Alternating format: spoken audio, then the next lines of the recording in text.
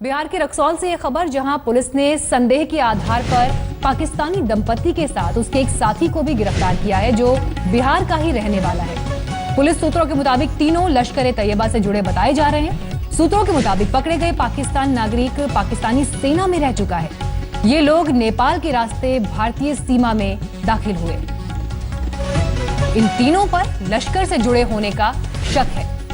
साथ ही पाकिस्तानी सेना में भी पाकिस्तान का ये नागरिक रह चुका है, इस तरह की जानकारी मिल रही है। नेपाल के रास्ते ये भारतीय सीमा में दाखिल हुए हैं, लेकिन ये सभी अभी शुरुआती खबरें मिल रही हैं। इस पर डिटेल्स आपको हम आगे भी देंगे। रक्सौल में एक पाक दंपति को हिरासत में लिया गया है। गिरफ्त में बिहार का रहने वाला है, साथ में है। और जानकारी के साथ इस वक्त हमारे संवाददाता सुजीत झा जुड़ गए हैं। सुजीत, और क्या डिटेल्स इस पर आ रही हैं?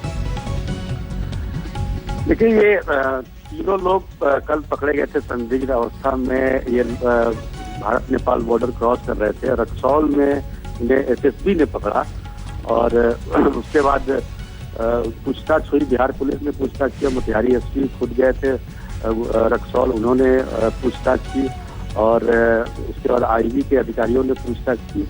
करीब 17-18 घंटे की कड़ी पूछताछ के बाद ये पता चला कि इनका संबंध लश्कर-ए-तैयबा से हो सकता है और इसी आधार पर पुलिस ने पहले इन्हें डिटेन किया था और बाद में इन्हें गिरफ्तार करके मोतिहारी जेल में भेज दिया, जिसमें एक महिला और एक पुरुष दोनों पाकिस्तान के नागरिक हैं, जबकि एक व्यक्ति जो कि सहयोगी बताया जा रहा है वो मुजफ्फरपुर जिले का है। तो ये माना जा रहा था कि वो पूरी गड़बड़ी फैलाने के लिए, चूंकि बिहार में चुनाव है, सुरक्षा व्यवस्था काफी कड़ी है यहाँ पे, और इसी आधार पर चेकिंग के दौरान इन्हें बॉर्डर पर गिरफ्तार किया गया था। जी, जिस तरह से इन पर शिकंजा कसा है सुरक्षा बलों का, क्या इनके किसी तरह की गतिविधि में संलिप्त होने की जानकारी मिली? किस तरह के इनपुट्स मिले? कैसे पुलिस इन तक पहुंची?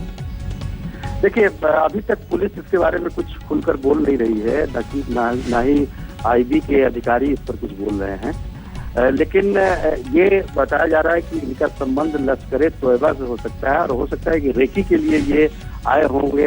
नेपाल के रास्ते भारत घुसने की कोशिश कर रहे थे, तो रक्सौल बॉर्डर पे इन्हें गिरफ्तार किया गया है। लेकिन इनकी संलिप्तता इससे पहले रही है, इसके बारे में अभी तक पुलिस ने कोई जानकारी नहीं दी है। जी, इसके अलावा अभी इन्हें कहाँ रखा गया है? किस तरह की पूछताछ हो रही है?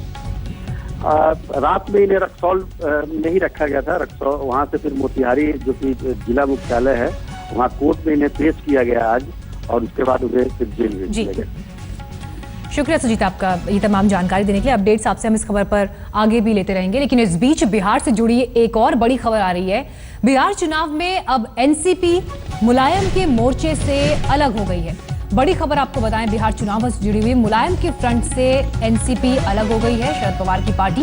यहां पर बड़ी खबर आपको बताएं, पहले ये महागठबंधन का हिस्सा थे, लेकिन पहले एनसीपी अलग हुई, उसके बाद मुलायम सिंह यादव ने भी अपना रास्ता अलग चुन लिया, उनकी पार्टी ने अलग रास्ता चुन लिया। और अब खबर ये आ रही है कि दोनों पार्टियां पहले साथ में रहने की बात कर रही थी, साथ चुनाव में उतरने की बात कर रही थी, लेकिन मुलायम के फ्रंट से अब एनसीपी अलग हो गई है, यानी बिहार में अब ये अकेले मैदान में है। दोनों का अब आपस में गठबंधन नहीं रहा। हालांकि पहले ये दोनों ही पार्टियां महागठबंधन का हिस्सा थी। बड़ी खबर यह भी आ रही है कि 48 सीटों पर एनसीपी चुनाव लड़ेगी। मुलायम सिंह यादव के फ्रंट से नेशनल कॉन्फ्रेंस पार्टी अलग हो गई है।